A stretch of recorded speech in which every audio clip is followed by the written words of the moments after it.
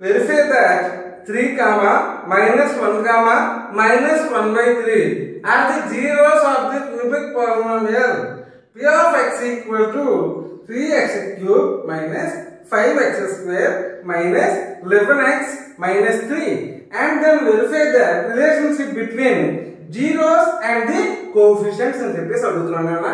So ముందు మనం ఇక్కడ ఏం ఇచ్చాడా, సో ఆల్ఫా ఈక్వల్ టు ఎంత ఇచ్చాడా 3 అని ఇచ్చాడు అన్న, అండ్ బీటా ఈక్వల్ ఎంత ఇచ్చాడా -1 అన్నాడు, అండ్ గామా ఈక్వల్ టు 1/3 అని ఇచ్చాడు అన్న.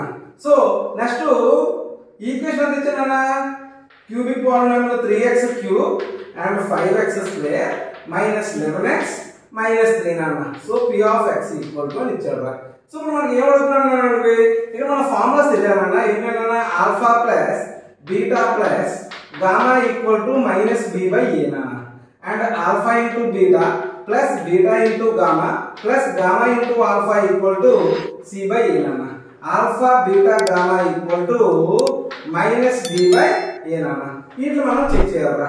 So alpha plus beta plus gamma అన్న. ఆల్ఫా అంటే ఏంటన్నా, సో 3 -1 -1/3 అన్న.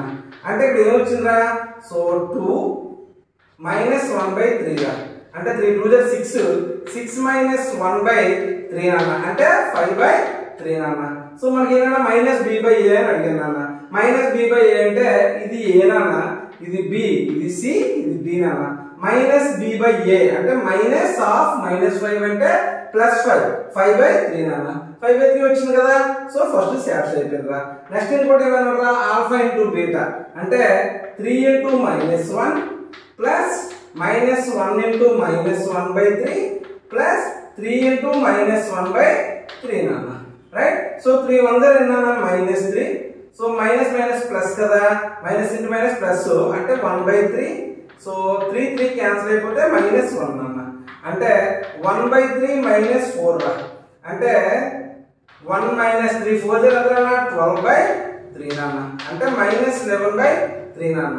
మరి దీనికి ఏమి ఇచ్చారా, c/a అన్నారా. c అంటే ఎంత అన్న, -11 -11/3 అన్న వచ్చేసింది కదా. Next alpha into beta into gamma అన్న. అంటే సో 3 ఇంటూ -1 ఇంటూ -1/3 అన్న. 3 3 క్యాన్సిల్ అయిపోతే -1 ఇంటూ -1 అన్న, అంటే +1 రావాలన్న. అంటే d/a అన్నరా. d అంటే ఏంటన్నా ఇక్కడ -3 అన్న, మైనస్ ఆఫ్ -3/3 అన్న.